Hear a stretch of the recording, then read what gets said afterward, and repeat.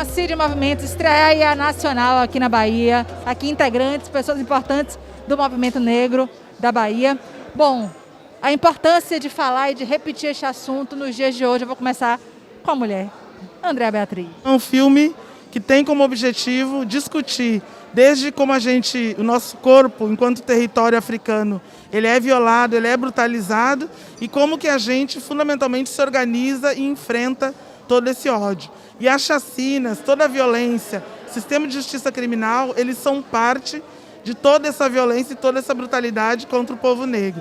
Então o filme Genocídio e Movimentos, ele faz essa conexão entre como que o corpo recebe e não não para e não aceita essa violência, e como que também a gente coletivamente se organiza para fazer esse enfrentamento. O filme nasce em 2007, tem um recorte temporal aí, 2008, 2016, num cenário soteropolitano e carioca. Rio de Janeiro e Salvador, queria saber das motivações, como é que nasce exatamente o projeto? O filme ele nasce a partir do encontro entre um projeto que tinha um outro tema e a luta da Reaja. Quando a gente vem em 2007, formula uma primeira intenção de projeto, ela é desmontada quando a gente vai para a pesquisa de campo e encontra a Milton e a Andréa aqui em Salvador, né? Eu sou baseado no Rio de Janeiro e, nesse sentido, a gente começa a entender, aos poucos, como é que funciona o que seria apenas uma dimensão do processo, que é o extermínio, a atuação de grupos de extermínio. É uma expressão muito mais profunda de um processo muito maior histórico, que é o genocídio do povo negro. E, em função disso, a gente leva esse debate para o Rio de Janeiro, sempre que a gente voltava para lá, e influencia um outro artista que fazia suas pesquisas sobre a questão da performance e a questão racial, que é o Gustavo Mello, né? E aí ele desenvolve, a partir desse acúmulo de trabalho, que o filme veio a desenvolver com o acúmulo de luta histórica que a própria Reaja já desenvolvia aqui desde anos antes, né, desde 2005. Então é nesse sentido, por isso que envolve duas cidades, e a gente vai de 2008 a 2016, porque é justamente quando a gente se conhece, 2008, até o momento que a gente entende que seria um recorte de um processo de luta, porque a Reaja não para e a luta não parou.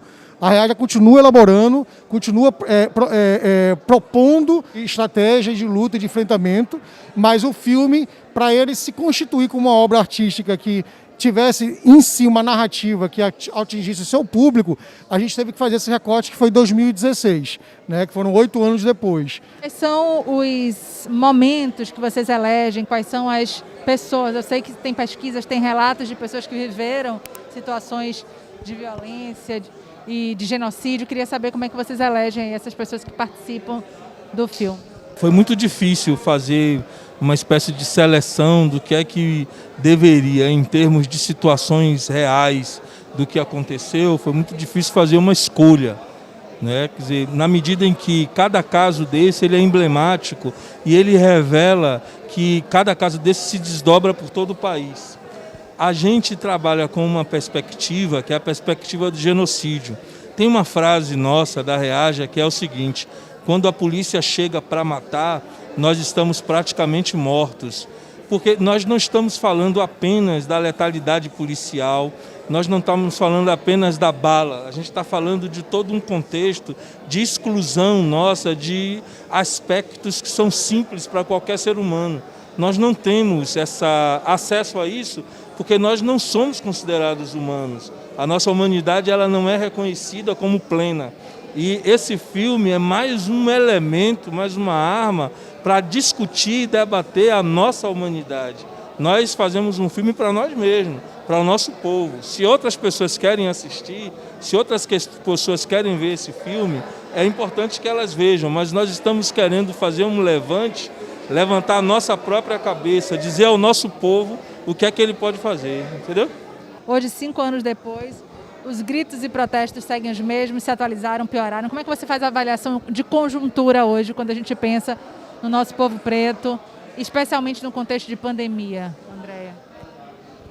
Tem uma coisa que é bastante interessante, que é falada pelo professor Gesiel no filme, e que ele nos conta, né, que o aparato que vem impossibilitando que nós tenhamos a nossa humanidade reconhecida, ele vem funcionando e se renovando desde que nós saímos do continente africano.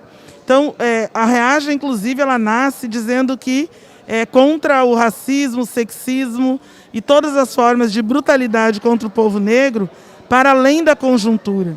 Então, obviamente que em determinados momentos, como esse da pandemia, eles revelam, tiram uma névoa branca que existe sobre a sociedade, que acaba escamoteando muitas coisas, mas num contexto de pandemia, por exemplo, essas rachaduras todas que existem, esses gaps, essas crateras que remetem às diferenças entre o acesso das pessoas brancas e negras, por exemplo, elas apareceram, porque não teve mais como se manter escondido.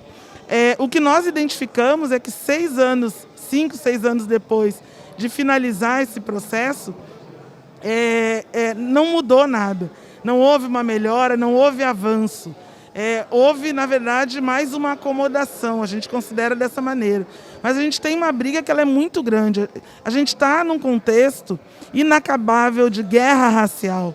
E a gente não tem a ilusão de que governo A, governo B vá ter interesse ou vá acabar com isso. Nós estamos diante de uma grande contradição da sociedade, que é reconhecer a nossa humanidade numa sociedade fundada na negação da nossa humanidade. Por isso que nós entendemos que as filmagens elas acabaram em 2016 aproximadamente, mas a gente seguiu lutando, a gente segue e vai seguir. O que a gente traz ali é um recorte de um tempo de luta, mas que é extremamente atual. Tudo o que a gente disse ali em cima dos carros, em 2006, 2007, 2008, 2015, a gente continua dizendo cada vez mais hoje. O que difere é que tem mais pessoas dizendo, mas a gente continua dizendo e verificando as mesmas dores, as mesmas mortes, é extremamente atual. É isso, né? Luta viva, não para, nenhum passo atrás, como você já disse muitas vezes, como um grito de militância. Enfim, quero parabenizar a Reaja pela realização, pela luta de sempre, pela trajetória e também pelo filme. Dizer e deixar espaço aberto aí para que vocês queiram falar, completar sobre o filme, sobre as agendas e pautas negras. Uma coisa que é bom lembrar é que, independente da conjuntura, a gente vai estar realizando essas coisas, né? A gente não vai permitir que ninguém roube a nossa narrativa. A narrativa nos pertence. E é importante que as pessoas que estão vendo esse vídeo agora, que elas busquem esse filme, que elas recomendem esse filme, que vai ser muito importante para pensar o Brasil. Muito obrigado a vocês. A gente quer agradecer em nome das três diretoras, da produtora Coro de Rato e ao Panorama também por oferecer esse momento que a gente possa falar e fazer um convite às pessoas que visitem a página da Reaja, Reaja Será Morta, da Livraria Eleé no Instagram, e possam conhecer, para quem não conhece, a luta da gente e também fortalecer essa luta que segue e que, para quem já viu o filme, vai entender um pouco mais do que significa esse enfrentamento ao genocídio do povo negro. Obrigada. Queria dar aqui a notícia de que o filme vai ser exibido nos próximos dias no Festival de Cinema Político de Iquique, que é um festival importante no Chile, e que o filme também vai estar programado para 19 e 20 de dezembro num festival de cinema político, documentário político da Argentina, em comemoração a não sei quantos anos da Revolução Social de 2001 que teve na Argentina.